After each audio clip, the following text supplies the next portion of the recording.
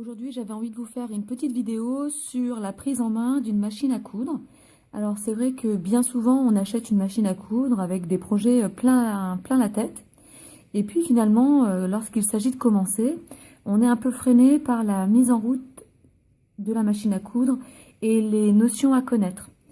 Donc, certes, il y a des gestes à apprendre pour débuter, mais lorsque ces gestes très simples sont acquis, la suite de la couture est plutôt une question d'entraînement.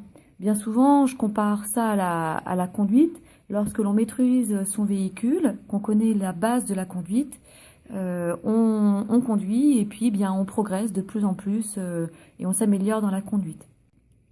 Alors, d'abord, là, je me suis mis en situation. Je viens d'acheter ma machine à coudre ou on vient de m'offrir une machine à coudre. Je l'ai sortie de la boîte et maintenant, qu'est-ce que je fais? Donc une machine à coudre, bien souvent, est déjà prémontée. Vous avez d'ores et déjà l'aiguille qui est positionnée et également à l'intérieur du petit rangement à canettes, vous avez aussi un porte-canette. On va regarder ça plus en détail. Alors je viens de sortir la machine à coudre de sa boîte. La première chose à faire, c'est quand même d'observer un peu la manière dont est conçue la machine à coudre et éventuellement, vous avez toujours un guide avec la machine à coudre que vous aurez, de lire ce petit guide. Alors au début, il y a des notions que vous ne comprendrez pas, mais quand même progressivement, regardez un petit peu ce qu'on dit, ce qu'il est dit à l'intérieur. Pour un petit peu comprendre quelques notions et comprendre les bases. Ensuite, vous trouverez des choses par vous-même, mais ce petit guide est quand même très utile. Je vous recommande de le lire ou au moins de le lire en travers pour voir quelques notions. Ensuite, il faut brancher la machine à coudre donc à une arrivée d'électricité et bien sûr brancher le câble d'alimentation à la machine. Et une fois que ça fonctionne bien, hop, la machine, après avoir appuyé sur le bouton, la machine s'éclaire. Et bien voici notre machine à coudre. Alors, la chose importante, c'est déjà d'avoir un fil. Donc là, moi j'ai pris du fil blanc, très basique, 100% polyester. Bien souvent, c'est un basique à avoir lorsque l'on commence la couture. Donc, il est encore sous emballage. Comme ça, vous voyez vraiment toutes les étapes. Donc, bien sûr, on enlève les emballages.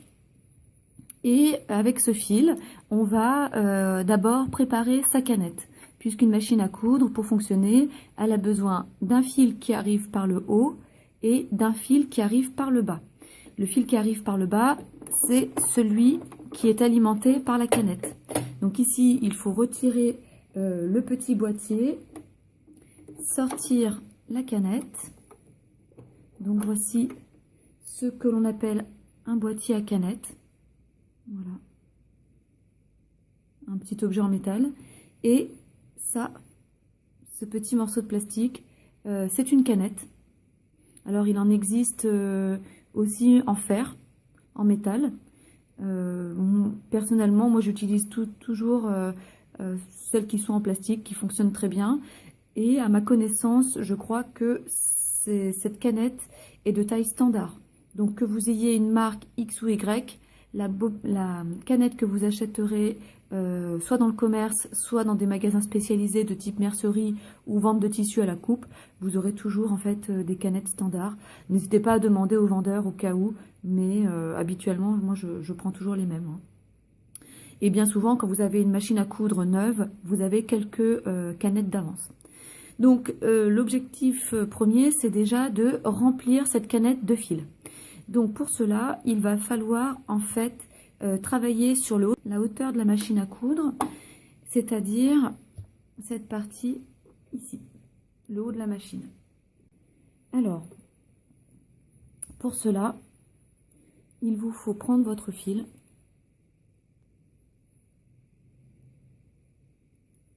Voilà, vous tirez une extrémité de fil et vous venez le poser sur le porte-bobine horizontal. Une machine, bien souvent, est composée de ces petits éléments ici. Vous retirez tout. Vous positionnez la bobine. Il faut remettre l'ensemble tel que c'était pour que cela fonctionne bien. Et ensuite, pour faire la canette, il faut suivre le petit schéma ici. Je crois que sur quasiment toutes les machines à coudre, vous avez des schémas qui vous précisent comment procéder. Ne tenez pas compte des schémas qui sont ici, puisque ces schémas-là vous servent lorsque vous allez commencer la couture. Ici, pour l'instant, on prépare la canette. Donc, vous tirez un morceau de fil, vous suivez le schéma, et ensuite, vous repartez de l'autre côté.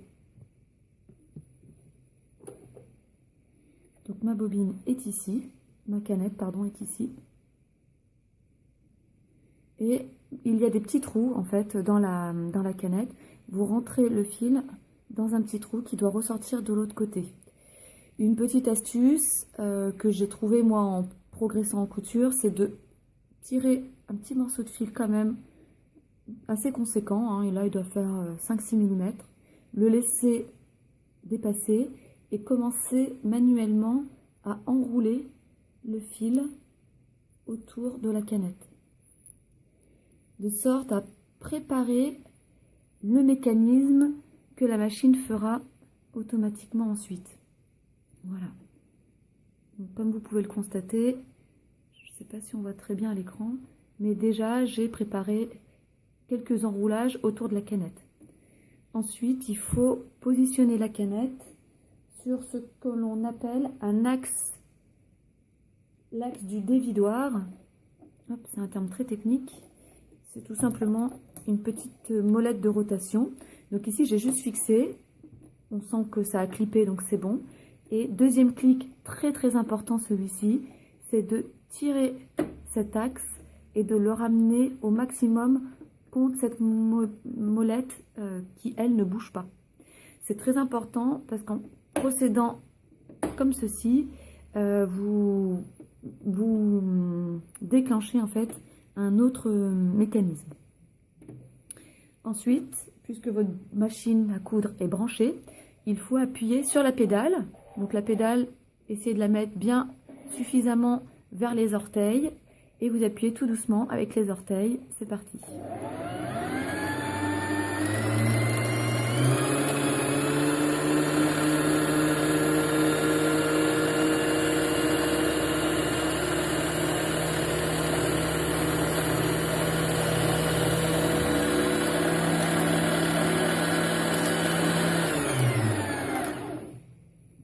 Alors, ma canette est bien remplie.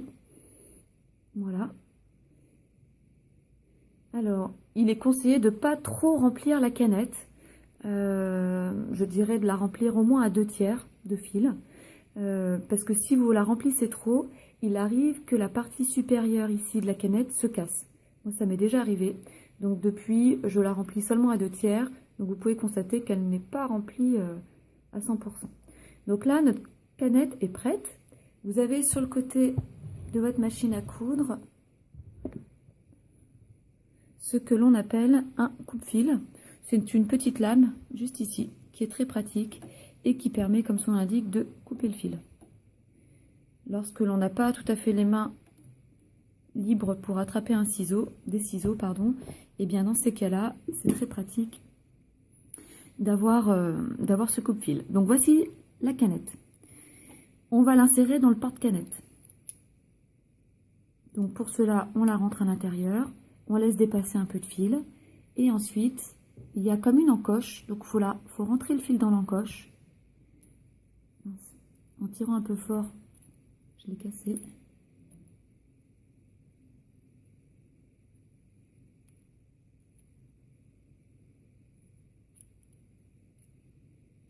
Donc, il faut rentrer donc le fil à l'intérieur de la canette et le laisser ressortir. Ensuite, on réouvre cette partie de la machine à coudre et on vient fixer la canette à l'intérieur. Et là, vous allez entendre un clap, un clic Et voici. Ensuite, il faut tirer un morceau de fil, le laisser dépasser et refermer la petite boîte.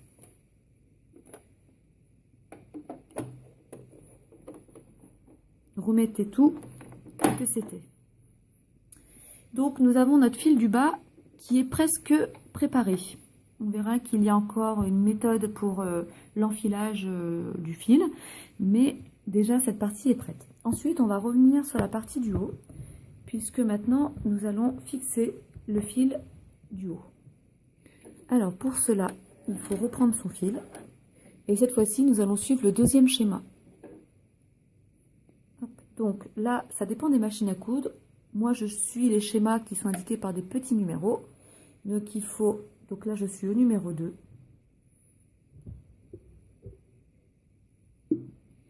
Ensuite ici, je ne sais pas si vous allez voir, j'ai un numéro 3.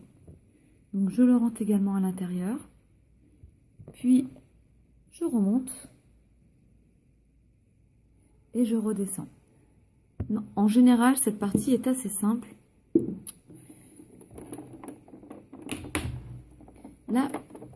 Là, ça devient un petit peu technique puisqu'il faut rentrer le fil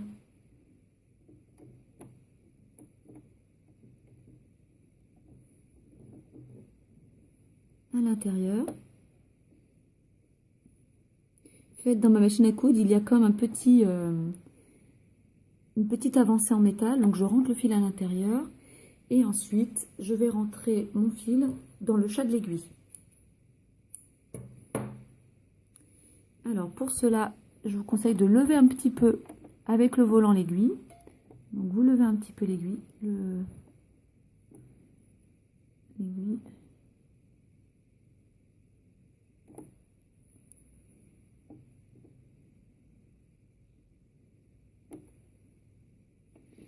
voilà. Donc là, le fil est ressorti. Donc nous avons presque terminé cet enfilage. La dernière étape, et c'est parfois celle qui pose problème. Donc là, on a notre fil du haut et notre fil du bas. Désormais, il va falloir en fait faire ressortir le fil du bas à travers les griffes, ici.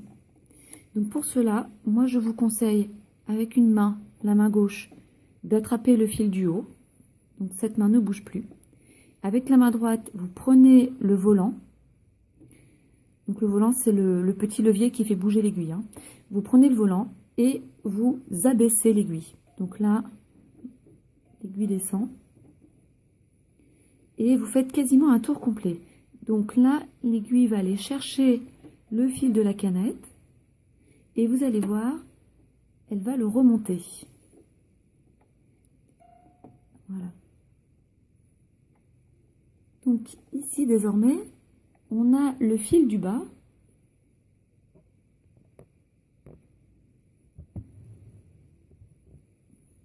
On a le fil du bas qui est remonté à travers les griffes et qui est ressorti.